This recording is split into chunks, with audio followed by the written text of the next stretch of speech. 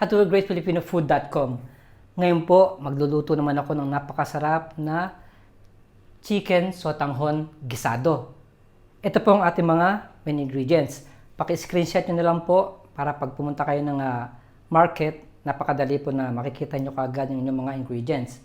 Ang gamit ko po rito, chicken breast, which is cut ko lang siya sa strip, rice vermicelli or sotanghon, cabbage, cauliflower, bell pepper, onion, spring onion, carrots, ground black pepper, salt, ginger, garlic, cilantro, soy sauce, oyster sauce.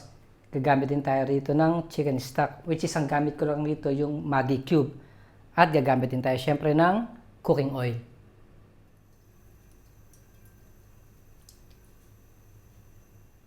Mag-start na po tayo magluto ng chicken sotanghon guisado. Mainit na po yung cooking oil. First step, lagyan natin yung ating ginger. Sasabay na rin natin yung ating garlic.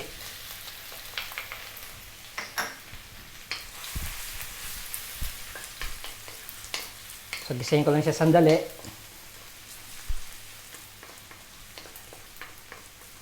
Napakasimple lang po ng lutuin na to pero napakasarap. Ngayon, okay na siya. Lalagyan na po natin yung ating onion.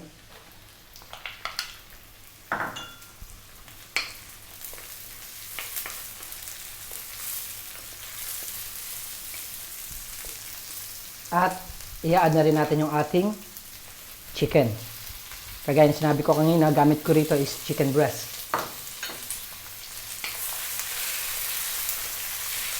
Magigisayin ko lang siya ng mga 2 minutes. Tapos pupunta na tayo sa ating next step.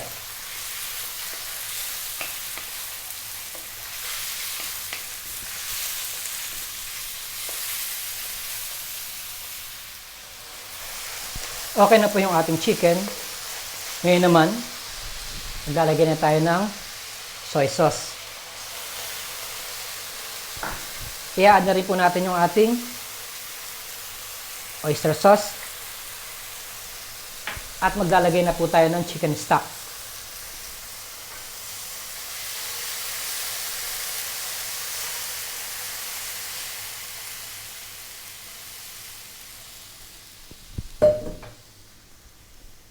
So papakulang ko lang siya, lulutuin ko lang siya ng mga 5 to 7 minutes bago tayo maglagay ng vegetables. Ayan po, okay na po yung ating chicken. I-add na po natin yung ating carrots. Kailangan lang po, yung cut ninyo ng inyong carrots, maninipis lang para mabilis po siya maluto. I-add na rin natin yung ating cauliflower.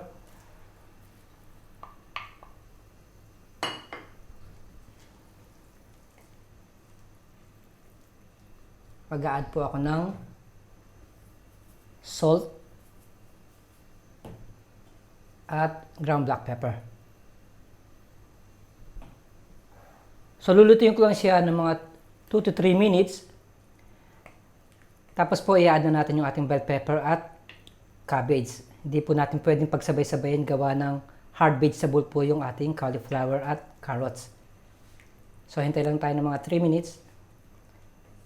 Tapos, pupunta tayo sa ating next step. Okay, haluin ko na siya. Malambot na po yung carrots at ang cauliflower. Lagyan na po natin yung ating repolyo.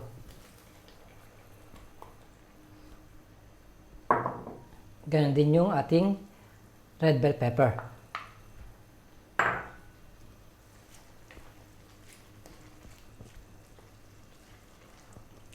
So, another 2 minutes. Tapos po, ipapakita ko sa inyo susunod natin na gagawin. Okay guys, ang gagawin po natin, papatayin ko muna yung kalan. Tapos, kumuha ko ng isang lalagyan. Kailangan po hanguin ko lang siya. Lahat ng mixture, sasalin ko lang tapos po, lulutuin na natin yung ating sotanghon doon sa sabaw.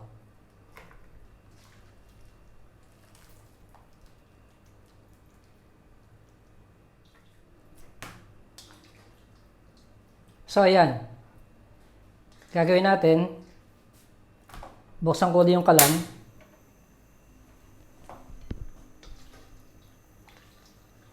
At ilalagay na po natin yung ating vermicelli.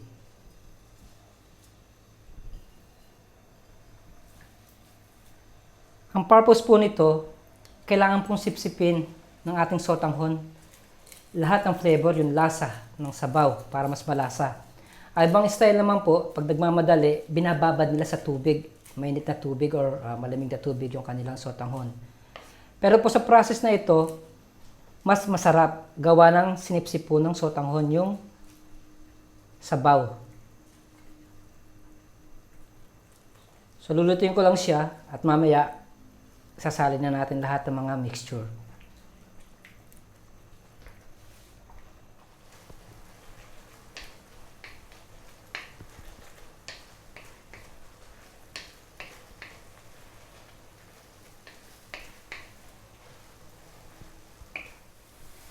Okay guys, punta na po tayo sa final stage.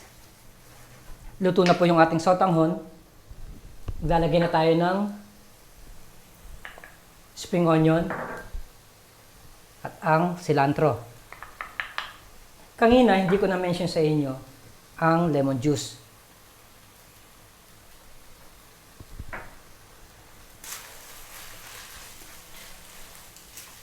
Ngayon, ilalagay na po natin yung ating niluto na manok at vegetables.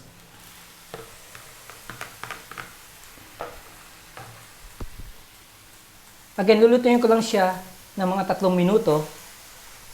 Tapos po, ready na po siyang i-serve.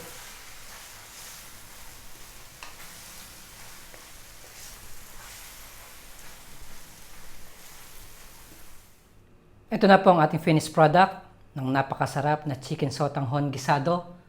Maraming salamat po sa panonood ng howtogreatfood.com, howtogreatfilipinofood.com. Mabuhay!